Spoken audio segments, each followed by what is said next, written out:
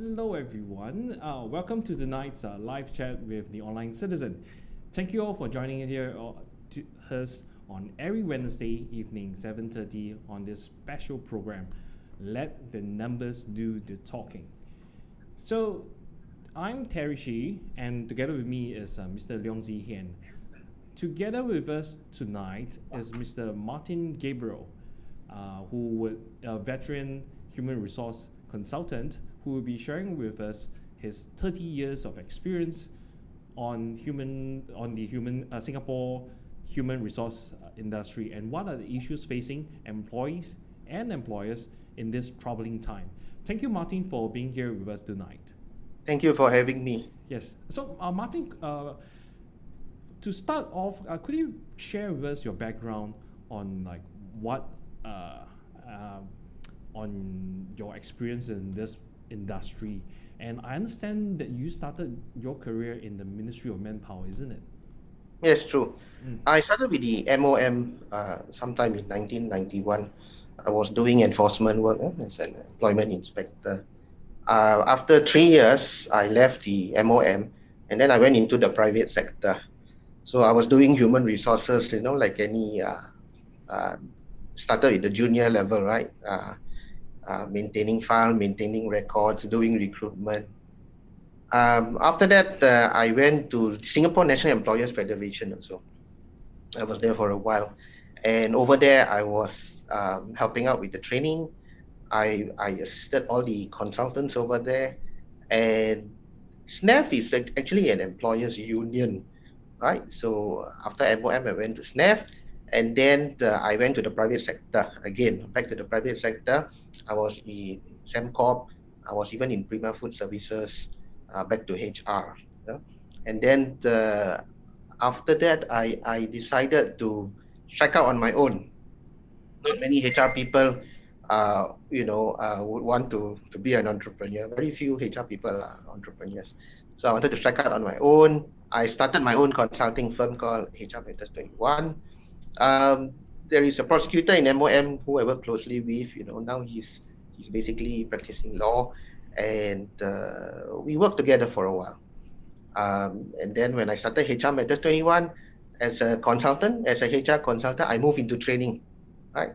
And my job basically entails advising companies on human resource matters and also doing training for them. So yeah, that's more or less in a nutshell the things that I do. Okay. I think at this current climate, I think people are, let's just jump straight into the discussion. Sure. Other people are interested to know, is there a spike in foreign employees taking up PME jobs? Because we recently had a debate in Parliament where you have the minister saying that, a lot of jobs are created and those people taking up the job are essentially local Singaporeans. But of course, there are people who state the contrary. They put it that a lot of the PME jobs are instead taken up by foreigners. So from your 30 years of experience in the HR industry, would you say that which narrative has more truth to it? Well, there's definitely more foreigners amongst us. I think you can see it, right? You go to places, you will see it. I can share my experience. In my experience, when I go for meetings, I sometimes find myself the only Singaporean, in a meeting.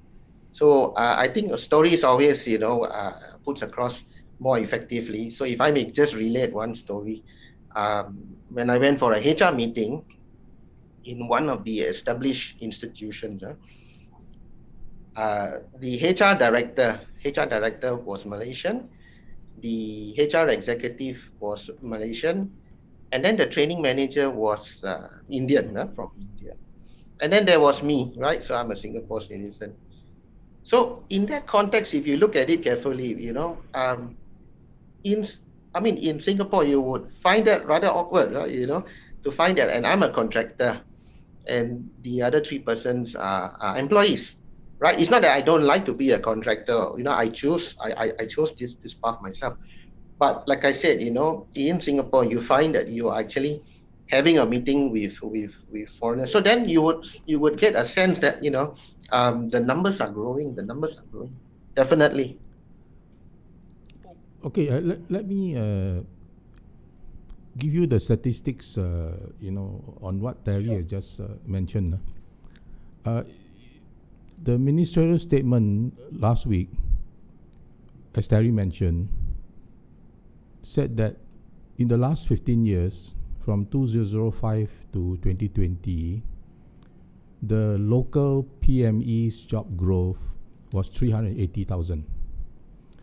Now, in the same 15 years, we granted more than 780,000 new PRs. Now, of course, new PRs, some will be in the workforce because they are working. Some will not be in the workforce because they are children or dependents.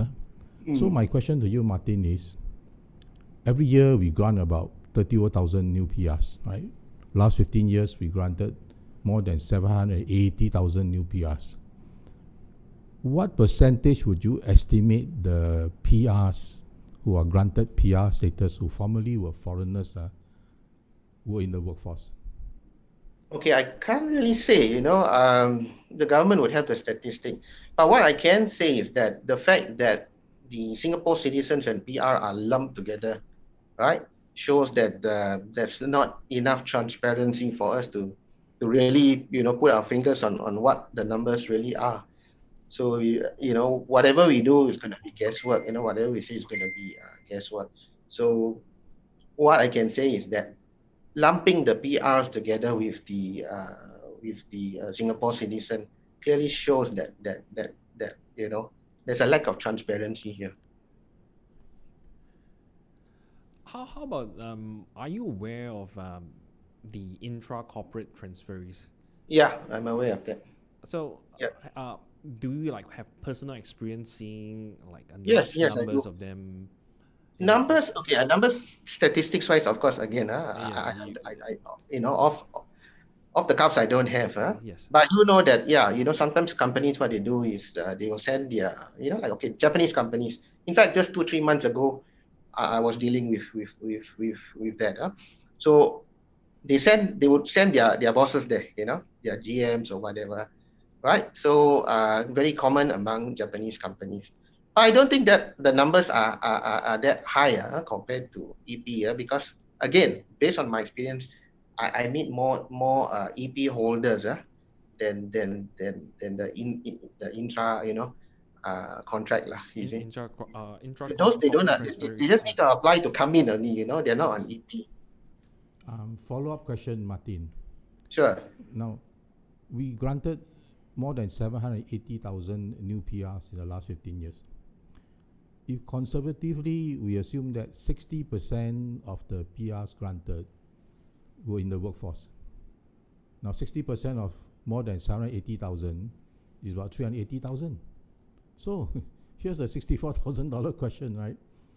If the local PME's growth in the last 15 years was 380,000, and as we have just estimated, if the number of foreigners PME who were converted to local PME growth in the last 20 years was also 380,000, then how many of the 380,000 local PME jobs growth went to Singaporeans? You have any comments on this? Okay, Mr. Leong, I think you got to speak up a bit.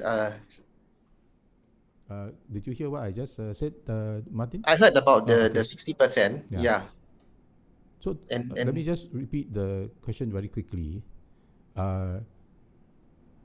In Parliament, we were told that in the last 15 years, there were 380,000 local PMEs growth. But as we have just estimated, if just 60% of the over 780,000 new PRs granted were in the workforce, then the number also come out to about 380,000. So if you have 300,000 local PME growth and you have 380,000 foreigners who were converted to local PME and counted as local PME growth, then how many of the 380,000 actually went to Singaporean PMEs? Yeah. So Yeah, you have some remarks regarding that? Yeah, I would say that the numbers. Okay, honestly, I would of course say that the numbers of PMEs, foreign PMEs, has grown exponentially. There's no doubt about that. The what I just described about my meeting, with other HR personnel, and they were all foreigners, and I was the only citizen.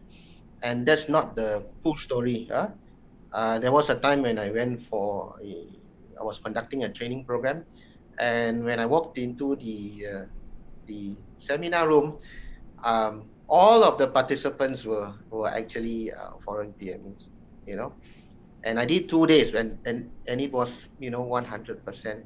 So I asked the HR, I said, all of them are from a particular country. They say, yeah. So it's not a surprise to me. It's not a surprise to me. That was in 2016, end of 2016. So you're looking at 2016, now you're at 2021 already, right? So that's about 6 years has passed, 5 years plus. So the number has been growing exponentially. I don't doubt that, but that's been happening, right? So the question is, why can Singaporeans fill up these positions, right? Why is it difficult for us to fill up these positions, right? Now I do understand. I also have to add that jobs don't stay stagnant. They're not static. They change very rapidly because of technology. I think I was sharing with Terry yesterday over coffee. You take a photographer, right? In those days, you just buy a camera, you take photos. That was the job of a photographer. But what has happened now? Now they have introduced the drones, right? So if you're going to be a photographer of the future, you need to learn how to fly the drone. Because if you can fly the drone, then you'll be a better photographer. You'll be more competitive. So the job description has changed. It has evolved. And technology has accelerated, right, the change very quickly. So for us Singapore citizens, we have to learn and keep learning, right? So these are tools. So the drone is a tool here. Two completely different items. One is a camera, one is a drone. But when you put together, right, it creates a job, right? Or it enhances a job. So in that sense, what I'm saying is that all of us also will have to learn, technology, especially digital technology, and keep up with all these rapid changes, right? But nevertheless, I'm not saying that we should open our doors, and just let everyone in, right? We also have to ensure that the people who come in here, really bring quality, not quantity, but quality. And where our skills, where we lack the certain skills, then we bring in, those that can complement, right, our entire economy. So I always say this: if you're going to look for a astronaut in Singapore, can you find an astronaut in Singapore? I don't think so, right? So in that sense, you have to bring in someone outside. But what I'm looking at right now, the changes are so rapid, and what I'm looking right now is that jobs that I believe that we can do, right? I just described human resource, right? I went for a meeting, and those at the meeting were foreigners. Even secretary job, right? So Ivan had a meeting with a GM and a secretary. So in this company, they were on the watch list actually, right? Of course, I can't say the company's name. They were on the watch list. When they were on the watch list, they asked me what to do. And they recommended, okay, let's get a tea lady, a cleaner, to enhance the CPF of the locals, right?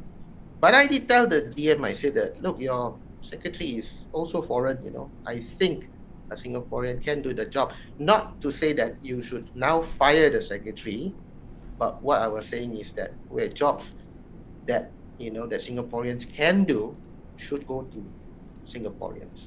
And we have the local knowledge, of course, I think we will do, reasonably well with the local knowledge. But to bring, foreigner to do secretarial jobs, that is a little bit baffling for me and very surprising. So I described 2 incidents or 3. One is the training, right? Yeah. So I think maybe can we do a sound check? Some people say that they can't hear us. Can the audience actually hear what we are saying? Leong, could you do? Yeah, testing 1, 2, 3, 4, 5. Did you hear Martin give his 3 examples of? Oh, he has it. yeah, I think for Martin, there's no issue. Oh, okay. It's that Yeah. they say Maybe that. cannot hear me lah. I have been silenced. Is it? Hello, can you hear me? Yeah, Testing Leong 1, is a bit 2, 3, soft. 4, 5. Okay, it's loud. Oh. Okay, loud and clear. Okay, so I think it's maybe just before that. Somebody just say I'm loud, clear. Okay. Yeah. Okay, so Martin, from your perspective, what do you think is the problem with the policy that result in this? I think we're letting in people, any old how. We're just letting people in. And one of the what I'm concerned about is our education system. I think, NUS, NTU, why can't they produce these people, right? As I was talking about the drone and the photography, our schools, this is my opinion, they are teaching basically theories based on memory, right? I think we should now go into practical applications that are quicker, faster, right? And we learn in small bites. You learn, today's learning is not so much, a whole syllabus. You learn as the job changes, the job description changes, we learn, we adapt, and it's at a quicker pace, right? We learn in small bites. And there's one thing that we actually learned that I think the government didn't notice, is that we actually learn from each other, right? You're using a new app, you tell me this is a very good app, and that it does this and that, and then I learn from you and I download that app. So it's at a much quicker pace, right? So I think the days of just learning theories and learning based on memory are gone, right? Today we are at a stage where we have to learn things that are more practical, and then it is the application that really counts, right? Not so much the memory. Application to situations, because situations is always very fluid, always changing, and so the application needs to address the different situation, very 3-dimensional. So I think our universities, polys need to change, and they would also have to do it, hand in hand with the industry. Although they have internship and all that, but I don't think it's enough. Most of the interns are doing very menial work, that they don't really learn. And I believe that, the learning with the industry, with the university has got to be tightened. It cannot be once a year I'll send an intern and then the intern comes back. My son is an intern now. So really, there's really nothing much, that the intern can really pick up and then progress from there. And we need to do high value job, right? No disrespect to all the Grab drivers or those who are delivering food, okay? But remember this, those jobs are transactional jobs. Transactional jobs are dying, like secretarial jobs. They can be replaced by technology. What's a transactional job? Basically, you take some, you transact, right? The secretary books airline tickets for the boss, right? Okay, for his convenience. But tomorrow you have an app, you can just book straight away by yourself, right? You have all the smartphones and all that. So what jobs that I see that the Food Panda, Grab, and the Grab drivers are doing are all transactional jobs. And most of them, very sad, but most of them, if you stop any one of them and you said, show me your IC, most likely they are Singapore citizens, right? So we have to move into skills-based, knowledge-based job, right? Not so much on transactional job. But the problem here is that when you go into a transactional job, when you deliver food or you do Grab, if it's, you're going through a transition, you left your job, you got retrenched, and you're going into a transactional job, for the time being is fine, because you still have to make ends meet. The problem is when you get very comfortable with the job, and then you kind of like, you because it's a very routine job. And from my experience, if it's a very routine job, people can get comfortable, and then, they grow long fingernails and just hang on to it, right?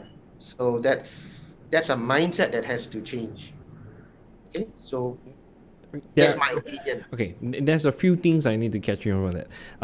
First thing is, for gig industry, you mentioned that, or if you grab most of people, you'll be Singaporeans. But I need to correct you on that. It's all Singaporeans, because all the in Singapore, I think other than the politicians who are protected from foreigners being stealing their jobs, it's also those people in the gig industry, meaning the taxi drivers, the private hires, the food delivery. These are jobs that foreigners cannot apply for.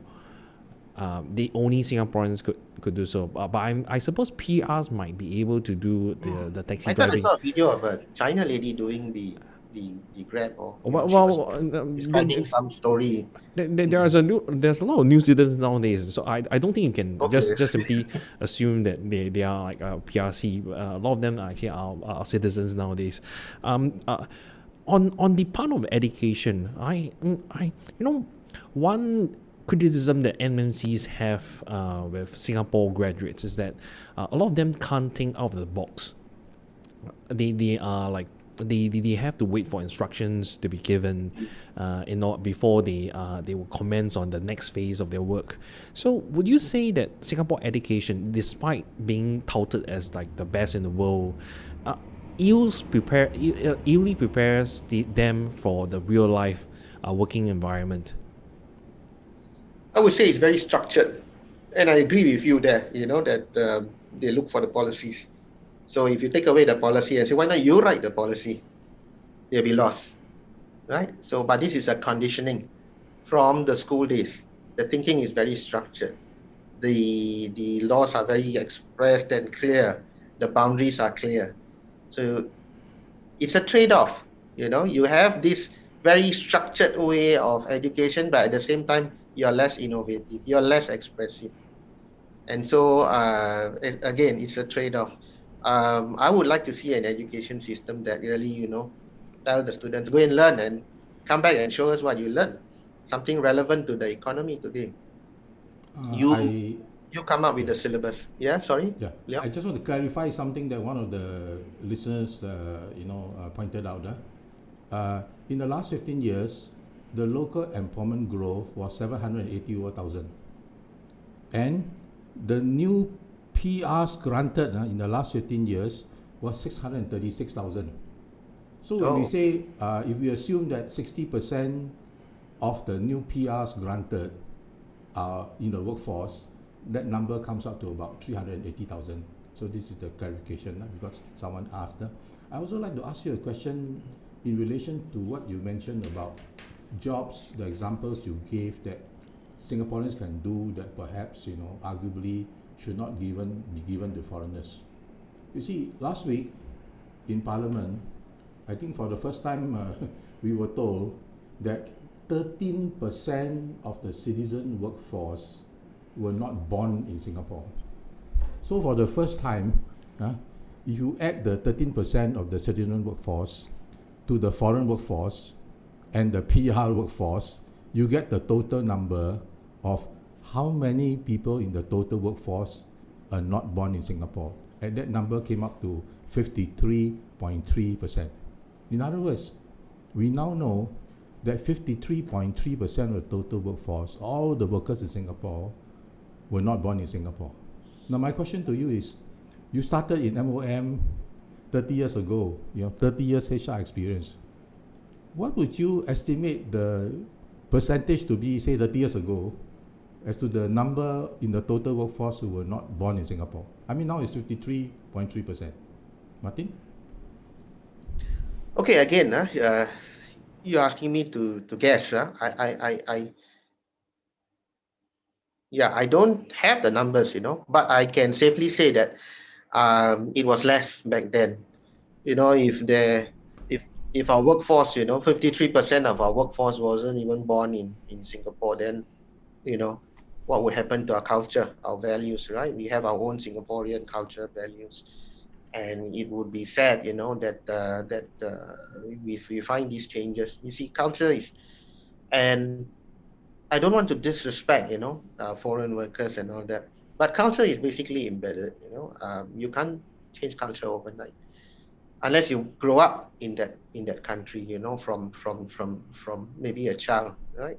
So I think Lee Kuan Yew himself also said before, you can change laws very fast, with the stroke of the pen, you change the law, but you can't change culture overnight. And I think he was referring to the graduates scheme at that time, where they wanted the graduates to marry graduates, but culture was that, men will marry down, right, and then girls will marry up, right? So you can't change that, even though you incentivize with policies.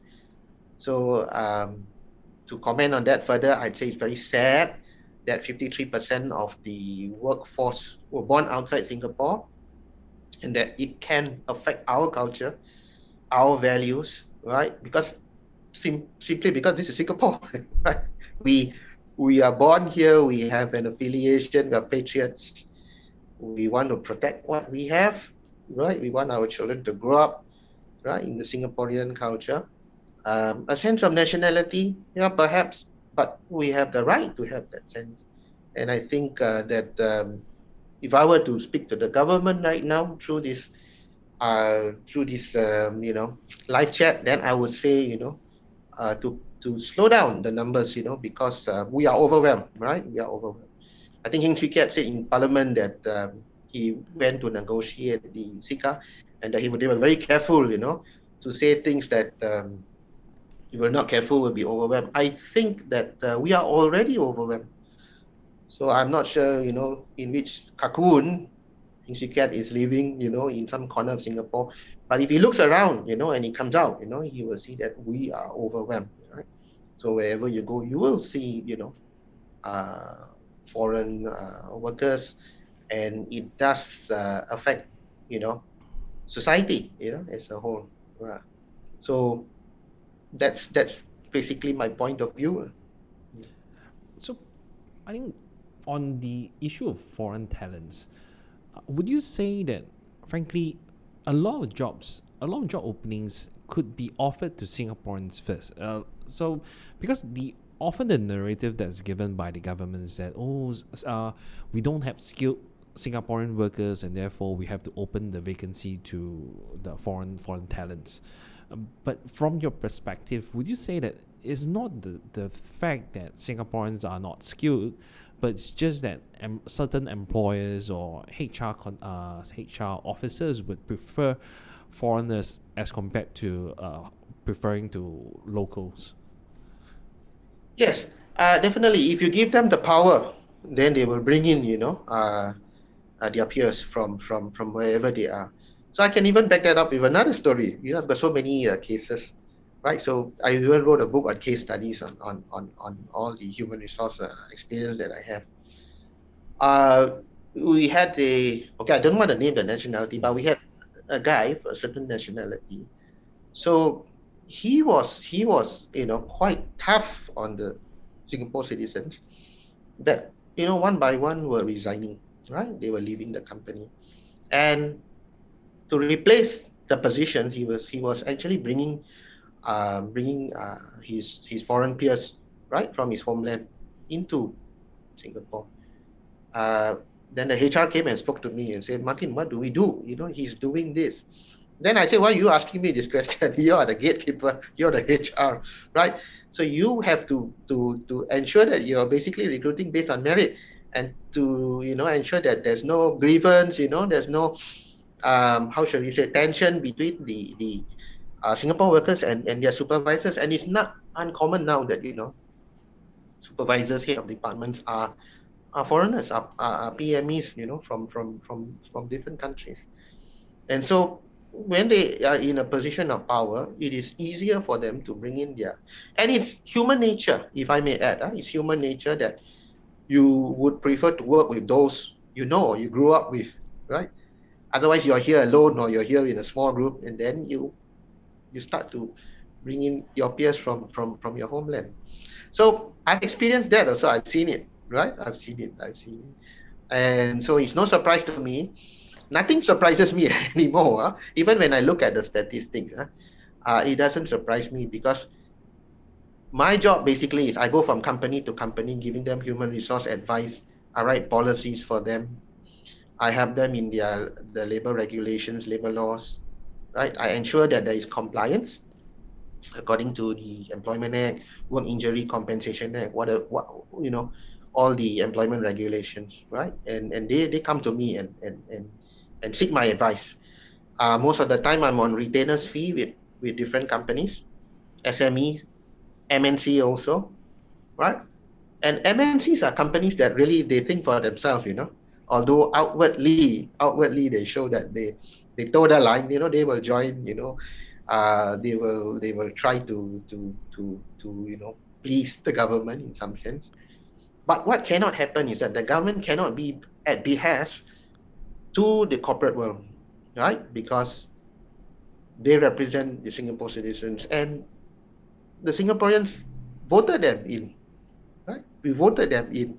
So when the Singaporeans voted them in, then they should basically be responsible to the people, right? Not at the behest of corporations or companies. Yes, of course we need trade, right? And we need to plug into the global market. That is definitely sure. We have to be plugged in, because Singapore market is very small.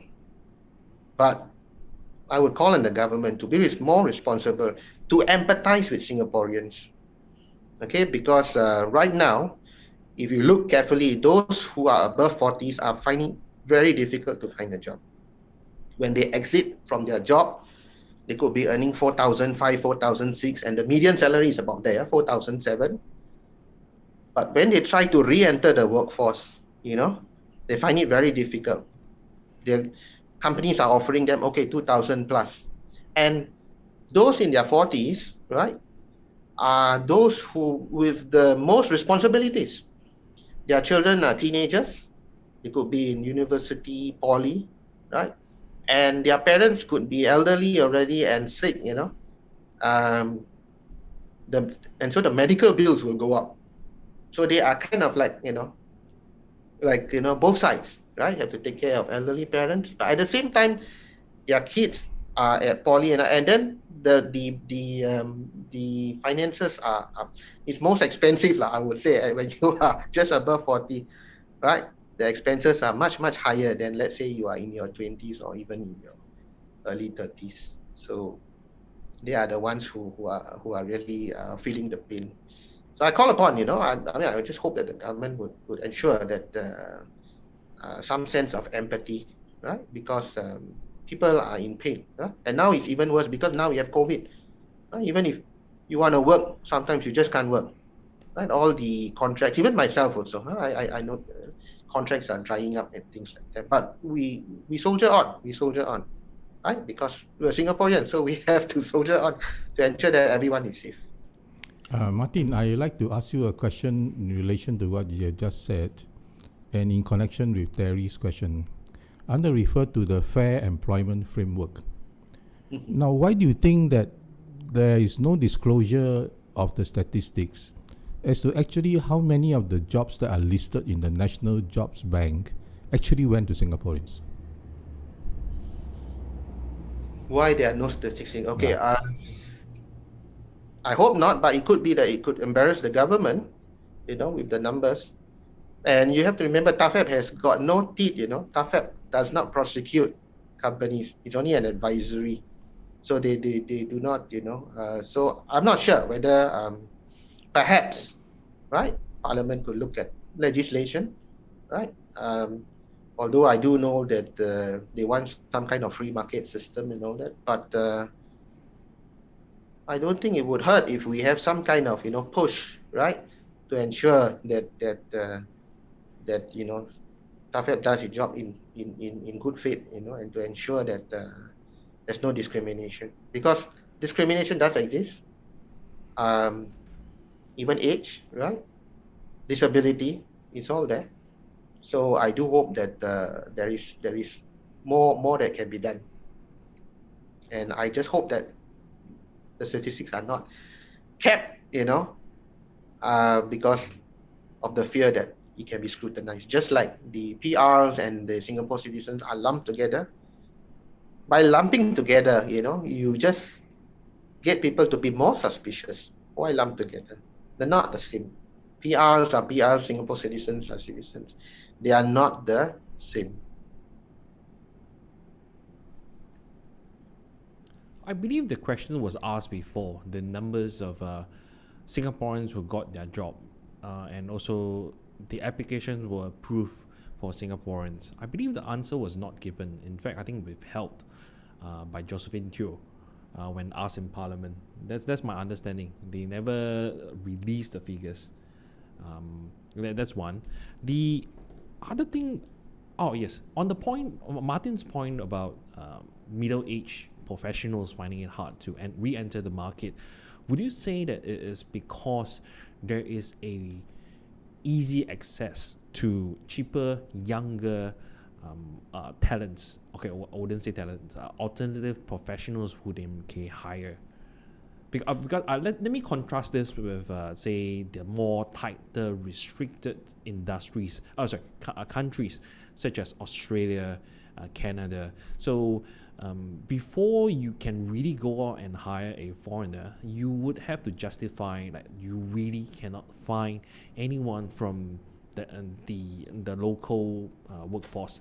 So which is why I can see in Australia there's effort to even train people in the 50s or 60s, because they are available to hire, although they might be a bit more than I don't think they would be even more expensive than someone from overseas, because if they have to find that someone from overseas, then definitely they are much more expensive, because that's why they can't find in their own country. So would you say that this is the reason, that because we have such easy access to cheaper and younger employees, that middle-aged Singaporeans find it hard to re-enter their market, their industry?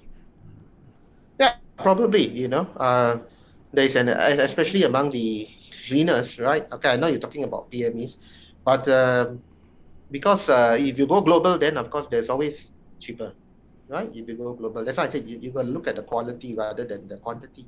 And companies are looking at profits, right? Companies are looking at quick profits, and companies are again very transactional, right? They get someone who is less qualified, but what they'll do is they'll work that guy like a horse, and then to get the most of it, right? And then so that access, allows more of them to come in, right? More foreign workers to come in.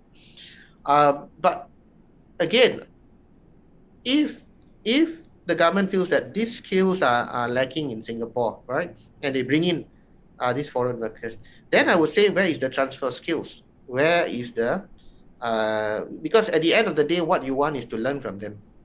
We bring them in and then we learn from them. But if we don't learn from them, then they'll just be playing musical chair, right? One comes, goes, another one comes and then goes. And this cannot go on, right? We have to ensure that when they are here, we have someone to learn from them. And at the same time, we improve. So if we cannot learn the skills and all that from the universities, then we learn from those who come in, those who are supposedly good, so that we ensure that we improve, right? And I think in terms of salary, okay, to be fair, every year Singapore employees also expect increment. So companies always ask me, how do you ensure that we give an increment every year, but at the same time we don't erode our productivity and we remain competitive, right? So here the expertise in terms of our Singapore HR is also rather lacking. Yeah, they do not know how to ensure that the increment that you give has to commensurate with job growth, right? Now I always give this example when I'm doing my training. A hotel doorman who opens the door and closes the door and keeps doing that gets an increment every year, $50 and all that, but he keeps doing the same thing, right? He keeps doing that, it's only eroding the productivity, and then it's becoming more expensive, for the hotel, for the door to open and close, right? It's service. Of course, hotels is all about service, right? So that doorman have got to ensure that his job can grow. But how do you grow that job? Because it's so routine, as I say, it's so it lacks value in that sense, right? So in one instance, what we did was to get some props, and put it at the side of the hotel, the trishaw, and then we get everything that looks very Singaporean, and then tourists will go and take photos, and then of course the hotel will take a photo and then sell it back to the tourists for $10 or whatever, and that doorman will be so colorfully dressed that tourists want to take photo with him. And then in that instance, the job has evolved and the job has grown, and then now the doorman instead of just opening and closing door, now he becomes some kind of a model and then takes photo, but he's making money now. He's self-sustaining already. So I think here our HR will have to think out of the box, as what you Terry, you said, to be more innovative, to think of ways to grow the job, right? So I can't really add on more to that, but I leave it to you guys' imagination. What else can we do besides having too many foreign workers coming in and playing musical chair? Because if they play musical chair again, then we don't learn from the expertise that they bring. And the sad thing is that there is more. If you have more and more coming in, then it becomes worse and worse, because we are being sidelined, and we are doing jobs that are again transactional and routine. And these are not jobs of tomorrow. These are not. I do understand that it's very easy to go into these jobs and to come out, like what you said, Terry, gig economy. It's a gig economy. You do a little bit, you get paid a little bit. And there are more and more gig workers nowadays, right? Because to enter into the industry, let's say food delivery, and to exit is very easy, right? Anyone can go in and go out. So that's why I see very diverse people there. You have the young teenagers, you have ladies also, and then you have older people in their 50s also, right? Because they have nowhere else to go. And so, these jobs are so easy to get into the industry, and they really need, to earn a living. The situation is quite bad. That's why they go into these industries. I have a follow-up question to Terry's question. Sure. Now, foreigners do not have to contribute to CPF. So typically, the employer would save 17% of the salary because no employer CPF contribution. Males who are foreigners do not have to do national service reservist liability. Foreigner females who are work permit, I understand, are not allowed to get pregnant. And for those on work pass, normally they come as single, so it's unlikely that they will become pregnant, arguably as fast or as quickly as Singaporean women. And work permit and S-Pass are typically on a 2-year contract, So I hear a lot of people tell me that, employers prefer foreigners because they're on a contract for 2 years, so they can't run away, so there's no turnover problem, right? Now, do you think that these factors that I've mentioned are significant factors that employers consider when they decide whether to hire a Singaporean or a foreigner? And does it not make the playing field kind of not so level for Singaporeans? Martin, before you answer that, one point to take note is I do hear from employers them saying that they are very unhappy, or they are very disturbed by certain practices where for locals especially, when they sign up for their job and they would just disappear, say a couple of days or weeks into the job. So on one hand, you have what Mr. Leong pointed out, where you have a security of no turnover. No turnover because of 1-2 years. But then, if you want to go to the locals, you face this issue of the poor work ethics where people just sign up for a job and then without trying long enough to see whether or not the job is suitable for them, they will just like throw in the towel and switch jobs, despite having the job being committed to them. So maybe you can share your thoughts on that. Okay, just to confirm, when you say the poor work ethics, you're referring to locals, right? Singaporeans? Yes. Local employees. So, but I think this, when they say this, we are talking about the younger generation, because the middle age, we are talking about like 30s and above, right? These are people who practice. I would say most of us, we understand that when they commit, you're talking about in terms of years. You're talking about people who can stay with SMEs, companies, right, for like 20, 30 years kind of mindset. But the younger generation are the ones that they tend to job hop quite regularly. So this is a problem I think Singapore employers face, regardless whether they are headed by Singaporeans or foreigners. But they see this issue when it comes to local hires.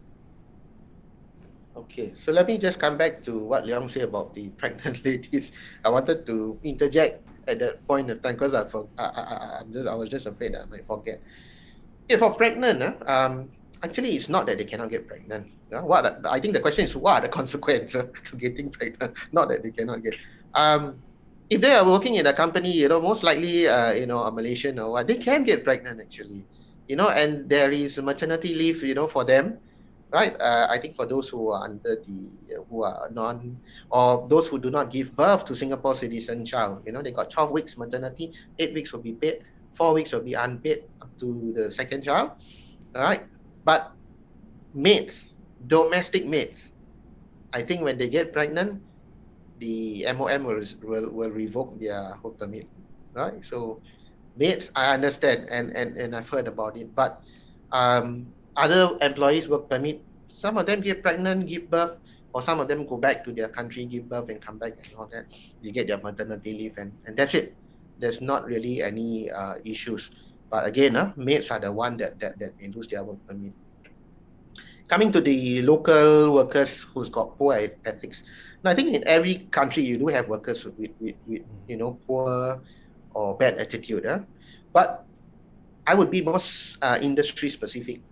I see it in the F&B, right? In the F&B, not so much in the professional or white collar work, but more on the F&B. Why? Because F&B is very, very taxing. You're on your feet 9 hours, 10 hours, sometimes 12 hours. And F&B industries, the annual leave that they offer are, 7 days, 8 days. So I think there is, and this one is very taxing, physically is very taxing.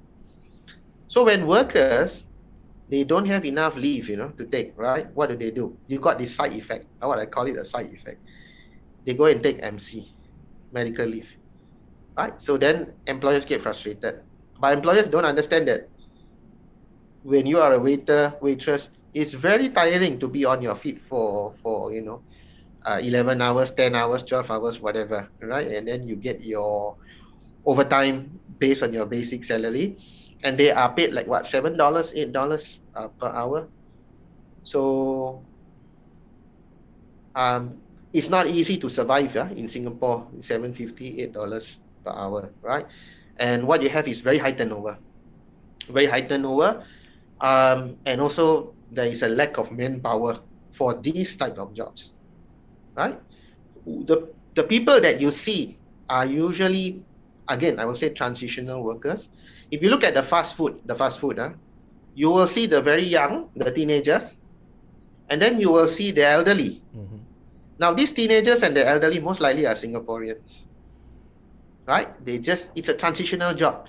They go there, they're waiting for their national service, they're waiting to go to university, they work at the fast food. The elderly basically retired already, they want some pocket money, they want to occupy their time and all that. So they will not be working 8-9 hours. They'll be working 4 hours, 5 hours. But if you look carefully, those who are in their 30s, 40s, most likely they are Filipinos. If you look at the managers in the fast food, have you noticed most of them are Filipinos?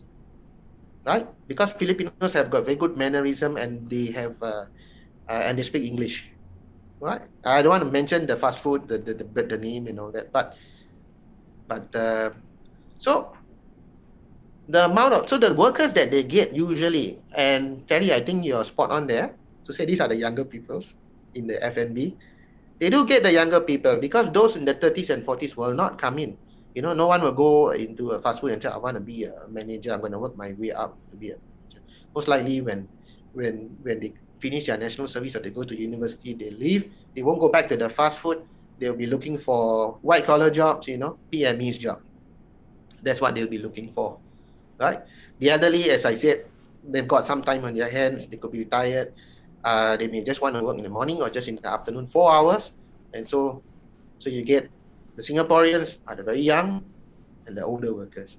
And the middle management, the managers, those in their, maybe above 25 to about 45, most of them in the fast food, Filipinos, foreign workers. So, and it's true that the work ethics, I think we can do more, or Singaporeans, the younger people can work harder because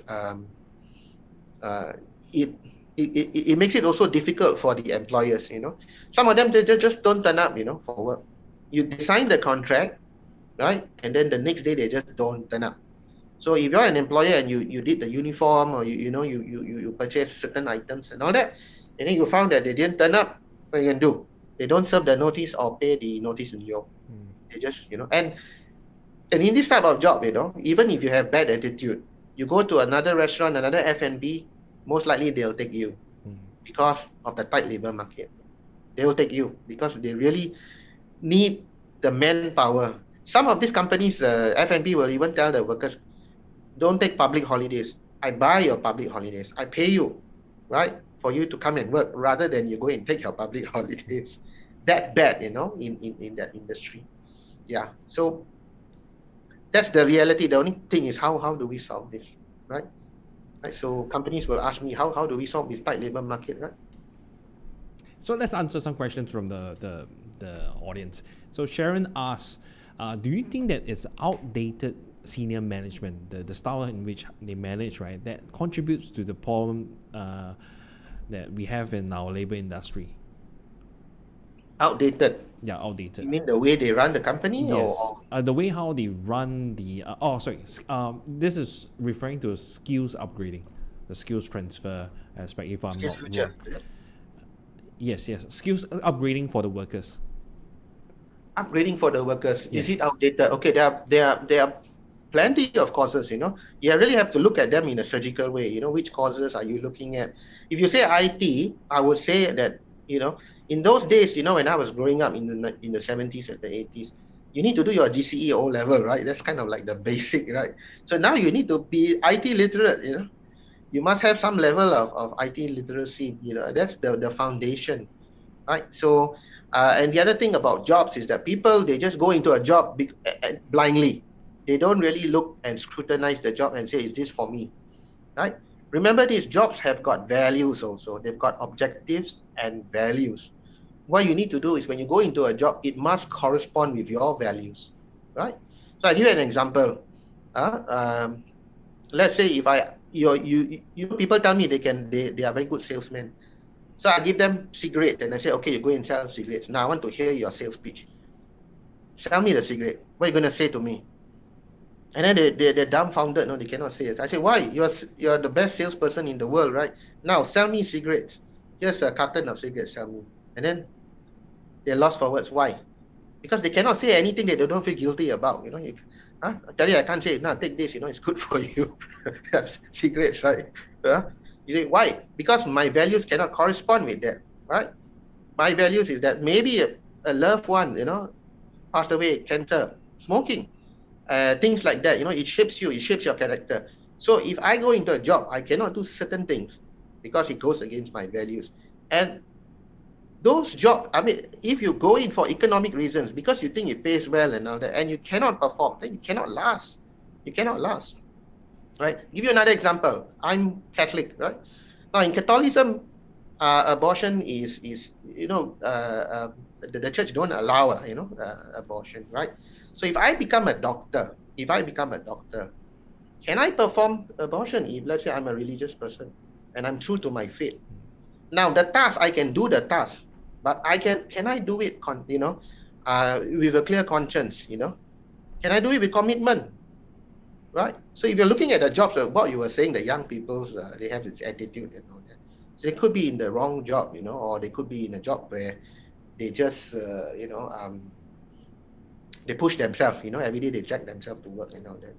So your values have got to correspond. So in answering, what's the person? Sharon. Geraldine's question. Sharon, sorry. Yes. Okay. I'm not looking at the Facebook. No worries. Yeah, Sharon. Look at the job and see whether your values correspond with it, right? And Singapore is a very diverse country, right? You're not homogeneous. So for the Japanese and the Koreans and all that, you just look at our public holidays, so diverse, right? So it's not easy for a company to manage a diverse workforce, because you've got different habits, right? One of the things that I get, and I always hear, is somewhat, undercurrent, but it's true. So, sometimes people say, hey, Chinese New Year, 2 days you have to apply for leave. Then why cannot it apply to another race? Say Deepavali or Hari Raya, right? So people feel it, people sense it, right? But then that's the difficulty in managing a diverse. Now, I don't want to go out of the context, but basically, yes. But Martin, I want to ask you a question about the Reemployment Act. Now, my understanding understanding is Reemployment Act. Yeah, my understanding is that all the employer has to do is to make you an offer for reemployment. So the offer can be on any terms. So, for example, I can cut your salary into half. I can make you work on shift instead of 9 to 5. I can send you to a location in very far away, or something, right? And my understanding is the way the legislation works is, as long as the employer has made an offer, whatever the terms are, and if the employee rejects the terms, then the employer would have been deemed to have complied with the Reemployment Act. Now, of course, if the employee is not happy, he can complain to TAFAP lah. So, do you have any, comments about this? Okay, Retirement Reemployment Act. First obligation of the employer is to reemploy. Right, so once you reach 62, 6 months before you reach 62, the employer will have to sit down and go into consultation with the employee who is just about to go into 62, 6 months before, to offer. Now, preferably the offer is the same job. But if it's not the same job, usually we offer something that it may vary, but it's very close to what the person has been trained for or familiar with, right? Now, there is a law that has been repealed. When a person reached 60 years old, this was, I think, before 1st April 2016. Now, I stand to be corrected, but I know it's around there. 1st April 2016, they repealed where when you reach 60 years old, actually your salary can be deducted by 10% if you reach 60 years old, right? Okay, because I think now the government realized that older people really don't have enough in the CPF and don't. So this has been repealed. So whenever I help a company to do retirement reemployment, I say if the salary is less, you should not go below 10% based on that old law, which has been repealed. So we use that as a yardstick. Now, if the employer cannot re-employ the employee who is reaching 62, then he has to pay what we call the EAP, Employment Assistance Package. Now, that EAP right now stands at 5,000, between 5,005 and 13,000, between 3.5 months of the employee's salary. Okay, if the employee salary goes below 5,005, then he gets 5,005. Let's say 3.5 months of my salary brings me to 3,000, then I get 5,005. By 3.5 months of my salary brings me above 13,000, let's say 15 or 16,000, then I only get 13,000 because that's the cap. Follow? Now, what's wrong with this legislation? The problem with this legislation is this. If you are in PME, you could be earning 10,000, 12,000 a month. So 3.5 months of your salary is close to 40,000 or so, right? Correct? Okay? But I'm only going to pay you 13,000 because that's the cap. You see? Can you see the you know how should I put it? Implication. How ironic, how it doesn't balance out, So you are getting 15K a month, you're a PME. All I need to do is give you 13,000 and I can say goodbye. I've done my part. I pay you the EAP. And if you're a PME, you don't want to take the employment assistance. This somewhat like settlement fee to get you off. I can retire you. I can retire at 62 and I give you 13K. But your salary is about 15K a month.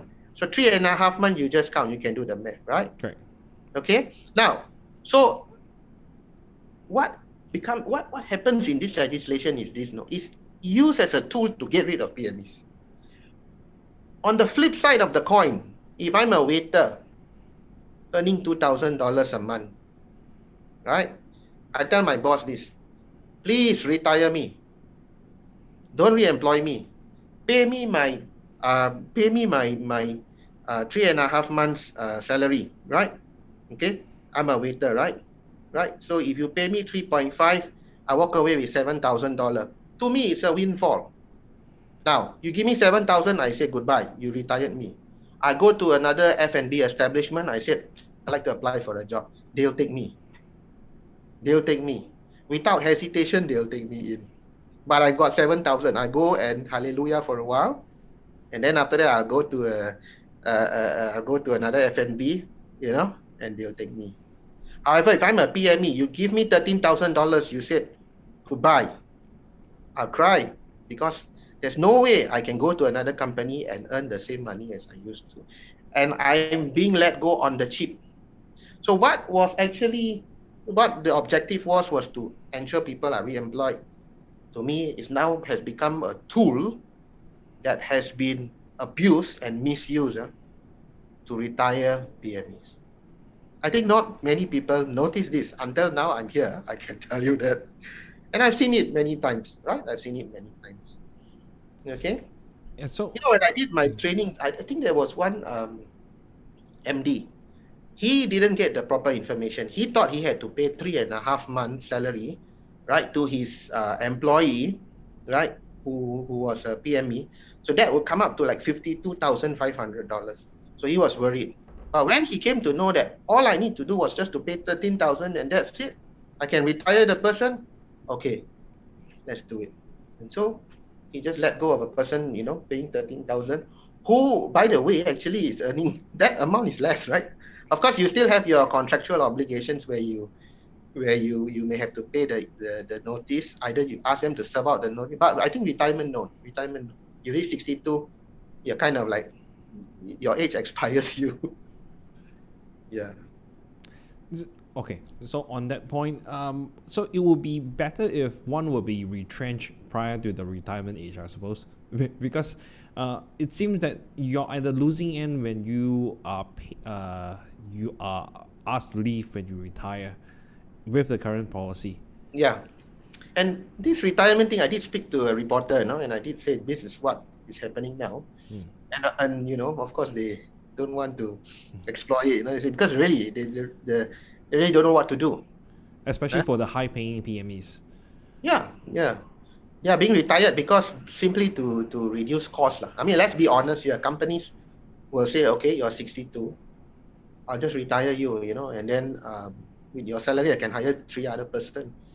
So I hope the government is listening to this, because this has now become a tool that is being abused and misused. Since Terry has asked about retrenchment, let me ask another question about retrenchment. It was clarified in Parliament a few months ago that under the law, the employer is not compelled to pay retrenchment benefits. That's it depends on the employer's ability, by ability meaning financially, to pay the retrenchment benefits. Do you have any comments on this? Do other countries operate like this? If you look at the Employment Act in Section 45, they say those who work more than 2 years can ask for something, but they didn't put the amount, So unless you are represented by the union, if you're represented by the union, then you have the collective agreement. Then usually, companies that are unionized, you have it there. right? You have it in the collective agreement. There is some kind of negotiation during they'll have with the unions, and they'll have something there. But if the company is not unionized and you don't have it in your employment contract, and Section 45 only applies to what I would call the non-PME workers, or Part 4 of the Employment Act. For white-collar workers, they are earning 2,006 and below. For blue-collar workers, 4,005 and below. So if you're getting 2,600, you're white-collar, you're getting 2,600 and below, then that Section 45 applies to you. If you're a blue-collar worker earning 4,500 and below, then that section applies to you. But what that section says is nothing really much, to say that if you have more than 2 years, then you could ask for something. But that doesn't mean the employer will give, it's what I would say like persuasive law, right? So there's no legislation that will compel an employer to pay retrenchment money other than those that have got the collective agreement with the union. Because if they don't pay, then of course the union can bring them to the IAC, the Industrial Arbitration Court, right? So that part, the employers will have to pay lah, but if your company is non-unionized, then most of the time, from what I see, most of the time, they'll just give you 1 month notice if that's what's in your contract. Some companies may give up to 3 months, and then they retrench you. Following on that, right, that answer and questions, right? A member audience asked, Stabilio Peng asked, what's the difference between Singapore's employment law and policies pertaining to hiring of foreigners compared to countries such as Australia, USA, UK, particularly on PMETs? And I would like to just also note that in Indonesia, for example, disallow foreigners from taking up the job of a HR professional, if I'm not wrong. So maybe you could chime in on that. Okay, I'll take the first question in comparison to UK or Australia law and all that. Now, I'm not an expert in those laws, so unless I'm an expert, I can compare. But I do know that their maternity benefits are much longer. Let's say UK, the maternity benefits are much, much longer than compared to what we have. We have 16 weeks if the child is a Singapore citizen, right? Now, this part is a bit tricky. Most people are unaware. You can be a Malaysian lady, you marry a Singaporean man, your child Singapore citizen, you get 16 weeks, all right? You can be a Singaporean employee, worker, but because you married a Malaysian man and your child is not a Singapore citizen, you don't get 16 weeks. You only get 12 weeks, of which 4 weeks is unpaid. So that's why they call it the Child Development Co-Savings Act, because then you have to look at the status of the child, not at the mother, right? So European countries have got better benefits, I would say, right? But if you look at our employment law, like you talk about what I said about the maternity 16 weeks, but these are just the base. If companies can afford, they can give more, right? But statutory wise, statutory meaning non-negotiable. So Singapore citizen child, you get 16 weeks, everyone have to give minimum 16 weeks. Can give better, go ahead and give better. All right. And what was the second question again? Sorry. The second question actually pertains to this law on human resource, because like in countries such as Indonesia, foreigners are disallowed in partaking in the human resource. I think one concern that they might probably have is that foreigners taking up HR job would tend to hire foreigners or sway towards that side instead of protecting the locals' interests. Okay, I would say it's sensitive, right? It's a sensitive position. Over in Singapore, and I've been seeing increasing numbers of foreigners actually doing HR, right? But the thing about HR is you need to know the local labor regulations. You need to be sensitive to the local culture. It's a people-oriented job, not a task-oriented job. There's a difference. Task-oriented job, I would say, people in finance, they churn out figures and all that. That's a task-oriented job. They don't have to deal with people. They just have to churn the numbers and then come up with the numbers, of course, accurately. But in a people-oriented job, you need to be three-dimensional. You need to be sensitive to people's emotion. You need to be, So the fact that we are sitting down here and talking about, that there's a huge number of foreign workers, coming into Singapore and having jobs, and that there's not enough jobs for Singaporeans, this testifies to that. So why do some companies have the HR as foreign? I believe, right?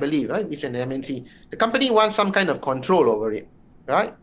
Okay, but the control as in the sense that to promote the corporate culture, right? So if I look at Japanese companies always have a Japanese MD that is Japanese, right? To promote their culture. The disadvantage of having a HR which is not local is the fact that they will struggle with as I said, the culture, the diversity, the local labor legislation and all that. So what they do, they get either people like me, or they get their deputy to be good in that aspect, to kind of like, cover up for their weaknesses. But I do believe, I'm a HR person, so I hope I'm not being biased here. I do believe that HR job should be local, not that we want to reserve it. That means whether we are atrocious in our work, we are not good enough, we still get the job. Not that, but that the sensitivity, right, that goes into it, and the understanding of the culture, the values of the country, and also sensitivity, I think I'll follow on this one. Very interesting. Since the question is on PMETs, I would like to ask you, Martin. Last year in September, I believe for the first time in Singapore's history, it was disclosed that 58% of all PMETs are non-Singaporean. Now, my question is this. In the past, the statistics, the narrative, have always been about PMETs. Now, the narrative and statistics seems to have shifted to PMEs. Can you enlighten us why the shift in the narrative and the statistics from PMET and PME? And what is the difference? Professional managers, executive, those are the PMEs. I think the T's are for technicians, right? But I usually do not lump them together. I think the government lump them together, right? Yes. So, but having said that, I think, Terry, we had this discussion, right, on PMEs. Now, the government have made changes to the Employment Act and also have said that the number of PMEs have expanded the number. So therefore, the law has got to be, uncompressing, got to be amended to cover more people. Yes. But what I spoke about, yesterday was that PMEs, based on the label, may not, reflect the truth. Many companies will call you an executive, but you may not be a true blue executive. You may have the name, but you may not have the power. So what's a PME?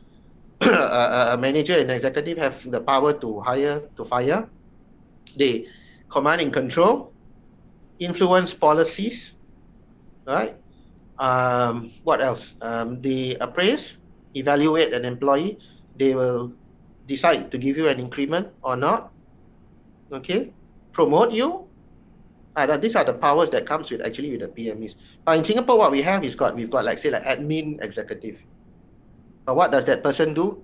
Photocopy files and so those are not really executive. But would you say I'm not sure the government.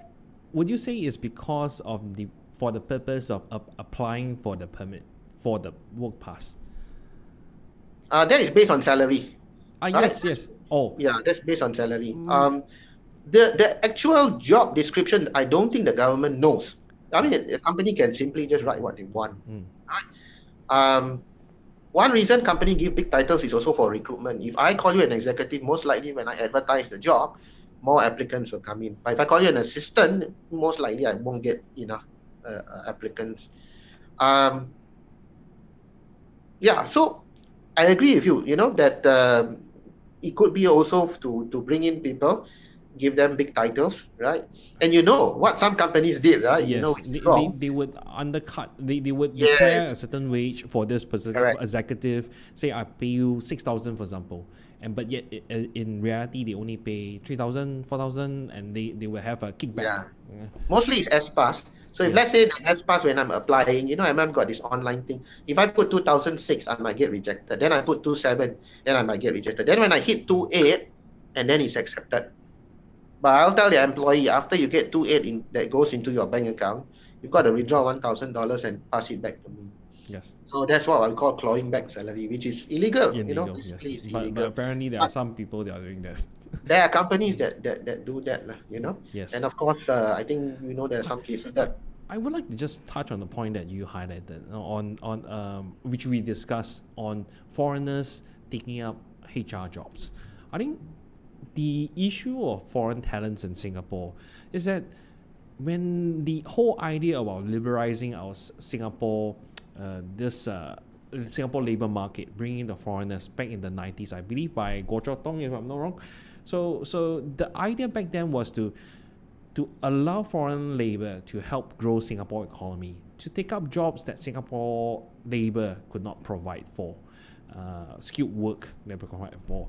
So it doesn't make sense for Singapore to open up the labor market, open up job vacancy for foreign workers taking up positions for admin, for HR, for secretaries, for things that frankly not that skilled work, and many locals could jolly well do that, and even when you're of a senior age, middle age and above, and this is the issue that I think a lot of people struggle with.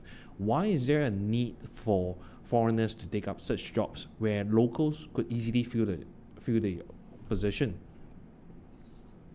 Honestly, Terry, I really don't know. To me, is as I said, there's too many. Okay, I'm looking at the volume, and I'm looking at the way we live, and you know, see, we have to understand one thing. Singapore is a very compact, small country. We're about 750 square kilometers. Mm-hmm. Everyone is so condensed together, right?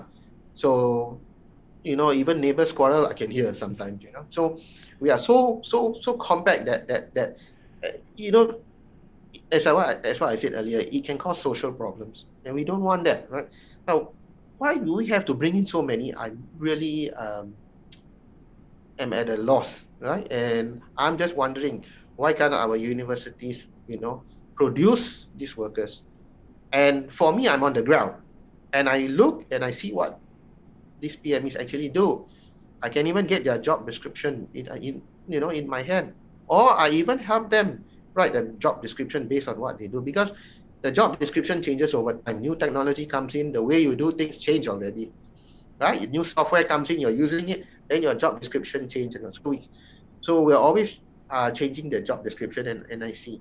So when I look at the job description, I'm quite sure, and I know where that the Singaporean can do the job. That's what we just discussed on secretaries.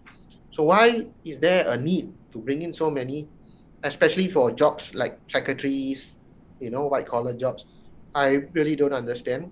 And why are we not able to produce IT experts? Again, why? What has happened to our universities? Now, I know people say, you know, don't blame the university, but yes, you know, the universities are the one that really produces our next generation of workforce. And if we cannot produce that next generation of workforce, then we are getting more and more foreign workers, and it's going to influence the way we live. It's going to influence the culture. When I was growing up, you know, we always wish each other, not each other, but we wish our Indian friends happy Deepavali. We don't say Diwali, but now increasingly I hear Diwali. Right? So you see, things change. So I really I don't understand, unless you say that the universities are not, you know, not training our people or teaching our people jobs of tomorrow, but they are still, you know, stuck, right? I have a Probably a museum, supplementary. so if they don't change. Yeah. Sorry, I have a supplementary question to Terry's question, and it pertains to the foreign workers quota. I understand that for the services sector, the quota works something like 50% locals, and locals, of course, can be all PRs, 25% S-Pass, 10% PRC, 15% Koreans and Taiwanese, and 30% Malaysians or something. You know? I don't think the quota works like that. Something like that. I can't remember exactly. No, so my it's question not like so my question to you is I have come across services companies where the entire workforce is non-Singaporean because they just need to have 50% of the workforce as local PRs. Then the other 50% are S-Pass, Malaysians, PRC, and Taiwanese or Koreans. Can you help to clarify this for us? Okay, offhand I'm not sure, but every industry has got a different quota. I'm talking about So of services course, sector. consumption No, to Services. wait. Services sector. For service, I understand the quota works for the work permit. So it's one local. Yeah, it's work permit. S-Pass also. S-Pass also. Yes, S-Pass also. So it's tied with the local workforce, meaning you have to have a Singaporean there That's right. in order to qualify for how many positions. So you take for a factory, for example. A factory would have essentially the management all Singaporeans or largely Singaporeans, and then all your operators are foreigners, Malaysians, Chinese, or any other countries. So it works like that. The service sector is your top management is like Singaporeans centric, and then your lower tier are occupied by the foreigners. Because the thing is, the wage. My mom works in a factory, so I can tell you the base pay for the operator is about $600-700. And that's $600-700. You're talking about a 6-day work week. Of course, it's 8 hours, but for to work that amount of time, the amount of time for transportation, how can you survive on that wage? Even if you include OT, at most it's like 1,400, 1,500. Even if you include that, so it's impossible for Singaporean to live off such occupations. And of course, that's an entire discussion. Another discussion needs to be done on the issue about minimum wage, or in terms of whether wage should be raised. Because currently the wage consideration has only been applied to cleaners, security guard, and was that horticulture? Is it? Yes. Yeah, Right. that one landscape one is landscaping. lowest lah. Yeah, landscaping. So one question that someone had, Shane Chua. So Shane Chua asked, can a company opt not to follow the MOM law of retiring an employee at the age of 62? Instead, allow the employee to continue working even after the age of 62 years old. Yes, can. If you just allow the person to go beyond 62, then it's deemed that you have already re-employed the person. Under the At same the terms. same So terms and under the same conditions. terms. Yeah. Okay, so Shane just if your company is that good enough, so they will just allow. But I think most company, what they do is just they will draft out the new terms if they could. On the subject of retrenchments, Martin, I understand that companies with less than 10 employees do not have to report retrenchment. Yes, So true. does it mean that if your company have less than 10, you retrench somebody, you don't have to report, and you obviously don't have to pay any retrenchment benefit also, correct? Yeah, you don't have to. Okay. You don't have to. Even for advertising on the skills job. So if you're less than 10, you don't have to put your advertisement out on the skills job. You don't have to. So same for the retrenchment also. If you're less than 10, so these numbers are not on the radar. Correct. More or less small companies lah, I suppose. There's one audience, Wei Sheng Mo, pointed out that most local company would get those local workers at a very, very low pay, only contributing CPF, and will apply for foreign workers. This I can tell you, yes, it's true. TOC did a story a couple of stories involving cleaning companies. So what these cleaning companies would do, they would get some old folks, 60, 70 years old, or sometimes even 80 years old. They will put them on wage, say $1,000 back then. Because back then, the minimum wage to be considered as a full-time worker was, I believe, $1,000. But they are not paying $1,000 to the old folks. They are only contributing the CPF component. So that in the system for the MOM, they will register this person as a full-time worker and therefore qualify them for the work permit quota. So from there, they could then, the company could then hire foreigners to take up the job of the cleaning service company. So Okay, you so have you're saying they build up on their quotas. Yes. Because Yeah. from the MPOM side of from their perspective, right? From the records, I see that you are hiring a local. But in reality, of course, this person cannot be expected. And of course, that you have cleaning companies that does it differently, where they would they will really pay $1,000, including the CPF contribution and whatnot. But have the person just turn up to work for like 1-2 hours because this person is like so old, you don't expect. But because of this person, this local, they would then be allowed to hire, I think back then was really a lot, 5, 6 foreign workers to But do the yes. CPF is reviewed every 3 months, So every 3 months they will look at your quota based on the CPF contribution. Yes, so it's not one time hire. It's just this person is put on the payroll for that extended period of time. And now it's Martin, 1,400. Martin, can Now you it's reconfirm? 1,400. I understand that the minimum salary for a local worker to be counted in calculating the foreign worker is 1,400 for a full-time worker and count as one local worker, and $700 part-time to count as a half of a local worker. Is that correct? I don't know about the $700, but I do know that 1,400 is the minimum that you must pay would in order constitute you can count as a local worker lah. Okay. Of course, companies will, if they see a loophole, they will exploit it lah. They don't really look at enough Singaporeans or whatever. They just look at getting the jobs done and profiteering. You see, that's what companies do. You see, and if you allow if you allow that, no policy can be airtight, right? There's always some loophole here and there. So you're saying that they come to work. So there's some companies that in those days, I don't think it's happening now. They will get your mother's IC, they will get your IC, your brother's IC, all just pay CPF, but you don't work, right? It's as if you're working, but you're not working. But then that CPF contribution goes into the quota.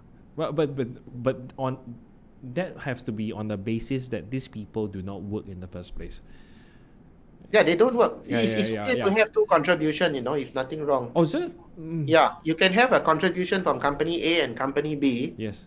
CPF is not going to write to you and say why you got two contributions. But that's going to be that's logically not sound, right? How can I be having two full-time jobs in two? You could be doing part-time. But then the reason why I'm getting a work permit quota is because this is a full-time worker. This is the thing that I find it very hard to understand in terms of how they justify the thing. Okay, so now it's 9 o'clock. So let's cover the last question. So we have this question from Stephen Yong. So Stephen is asking, if the current liberal workforce policy continue to be the same for the next 10 years, what will be the effect on the Singapore workforce? This is pertaining to the white-collar professions. So what's your take on that? The way we live will be different. Things will change drastically.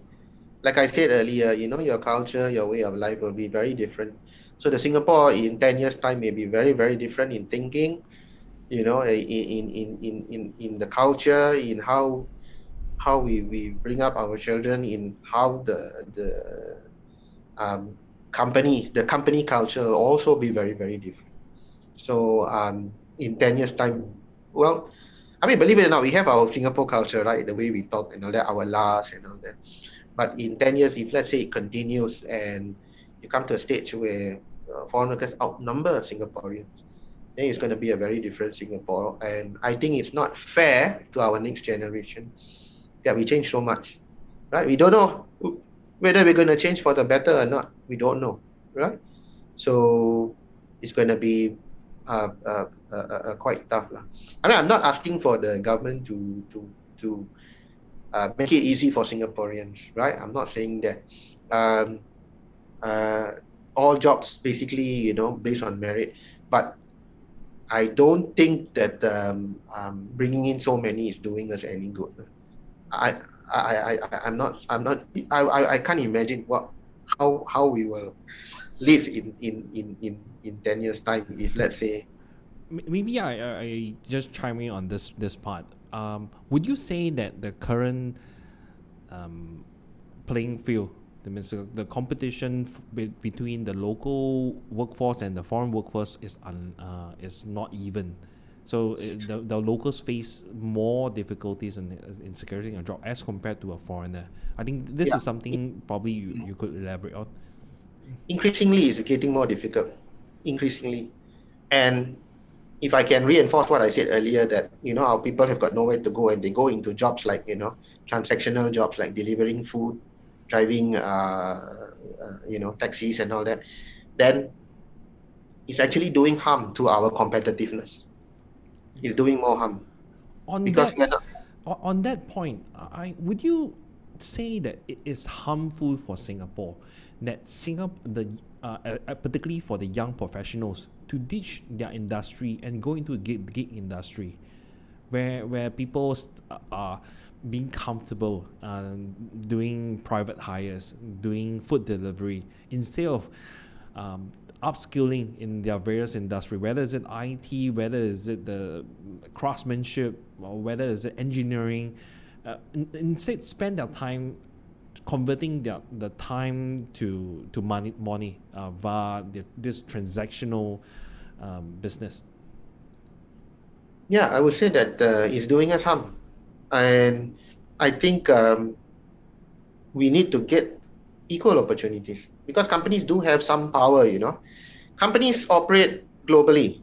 They can, and as I said, the government cannot be at the behest of corporations. Just because companies, they might say that, okay, we'll shut and we'll go to Malaysia or Indonesia, and then the government gets worried.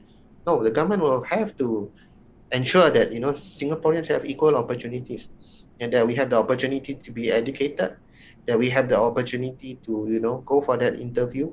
We have the opportunity to shine, And if we don't get that opportunity and we go into those transactional jobs, right, like private hire, driver, food delivery and all that, then it's doing more harm to our people. Because once you're in there, it's like you dig a hole and you're there. It's very difficult to get up. It's very difficult to get up, right? Because these jobs are also, takes up a lot of time, right? And then it's very labor intensive, right? Very labor intensive. And for a young person, they can still do this type of job. But what about the older person? And I'm seeing more and more older person, people in their 50s, 40s, 50s, doing delivery. It's very challenging for them because it's labor intensive, right? But if they are not given the opportunity to come out of it, how do they come out of it? They have to be trained. They must have the opportunity to get into the job first, and then learn, and then grow. But every time, they are unable to secure a PME jobs, and they go into this, transactional job, right? And they are unable to get out of that hole. The longer it takes, the harder it takes to come out of it, and the longer these things prolong and it goes on, the more harm we do to our workforce in terms of competitiveness. So I do hope to see that,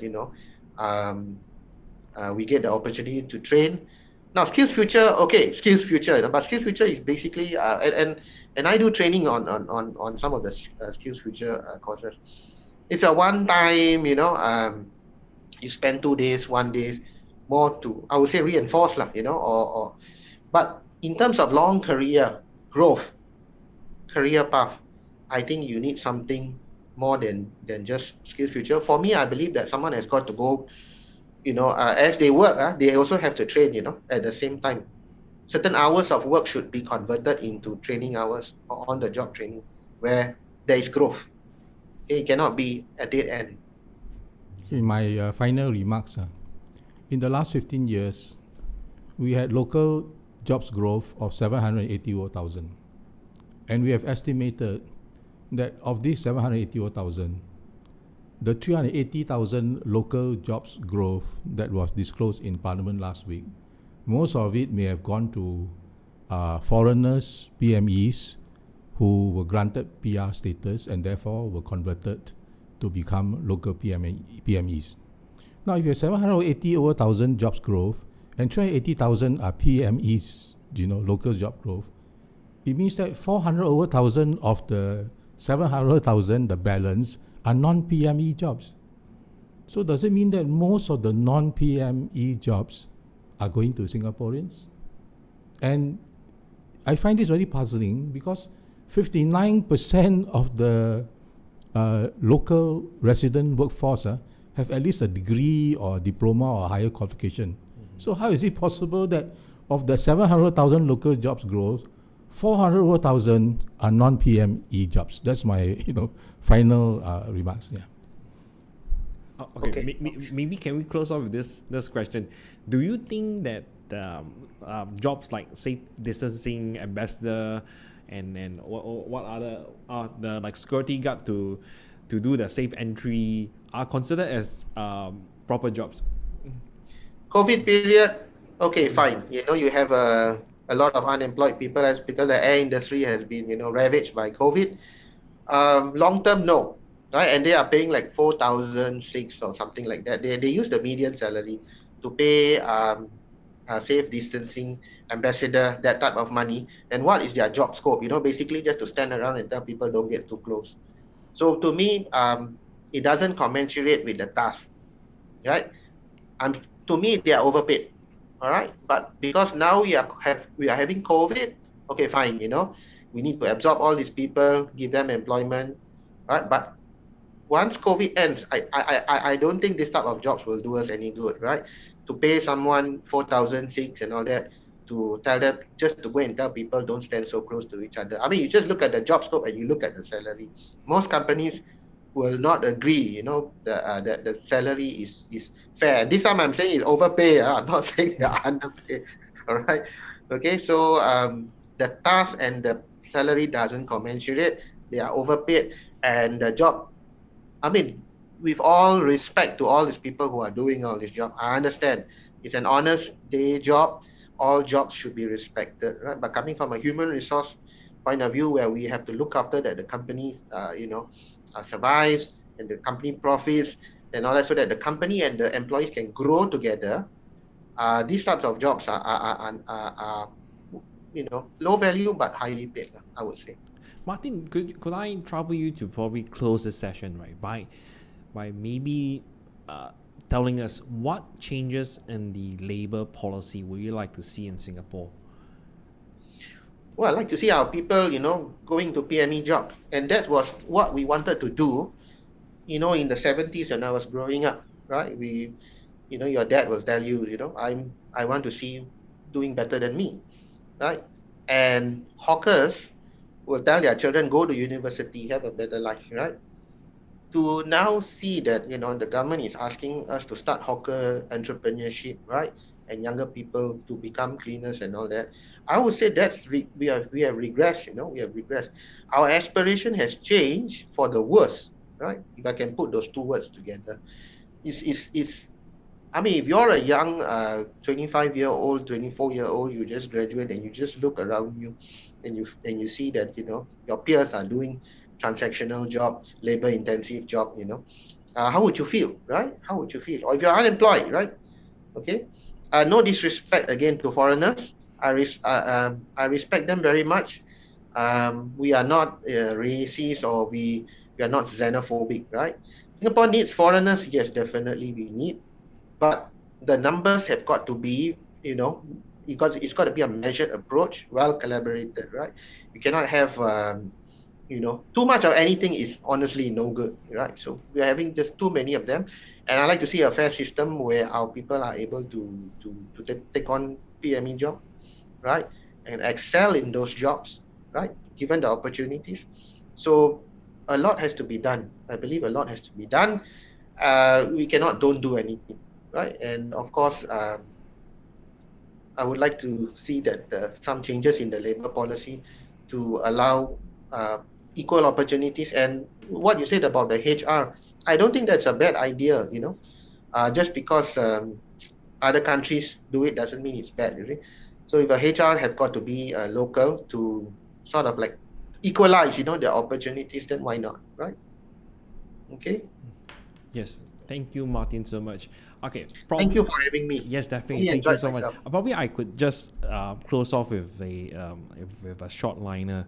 I think Singapore has somewhat deviated from the vision that Singapore's the grand architect of Singapore's economy, Goh Keng Swee, because I believe Goh Keng Swee's vision has always been developing bringing the MNCs, developing a low-tier economy in which there could be a skills transfer from the foreign professionals and to the young entrepreneurs in Singapore. So we start from tertiary and then slowly we get educated. And coming to the day, this is like 20, 30 years down the road. I think at one point we did, probably in the 90s, we did see a rise of really skilled engineers, professions. But I think halfway through, we somewhat deviated, or we really disregarded his vision. And we went on to be addicted to cheap foreign labor. Not simply because they might be more skilled or they have the skill, but simply because they are cheap, they are accessible, and we disregarded the interests of the local Singaporeans. Of course, the government can say all they want, saying that medium wage has been increasing, but if you were to look at the statistics, what we can see is that there's a growing gap of the super rich and then the super poor. And you plus two together, of course, the minimum wage is increasing. So I think the figures, right, if the government is transparent enough, would give us, I think, a troubling view of what Singapore is becoming. And this is where we thank Martin for coming on to this session and sharing your thoughts on the HR environment and also the issues that's faced by the employers and employees. So I hope everyone in front of the screen has enjoyed the session. And if you have any suggestions in terms of the topics that we should cover, please do write into us or drop in the comment. And so, yes, so we have finally come to the end of today's session. It's 15 minutes past 9. And yes, do hope you all have a great week again ahead. And thanks, Martin, again for being on this session. Thank you. Thank you. Okay, thank you, Martin. Bye.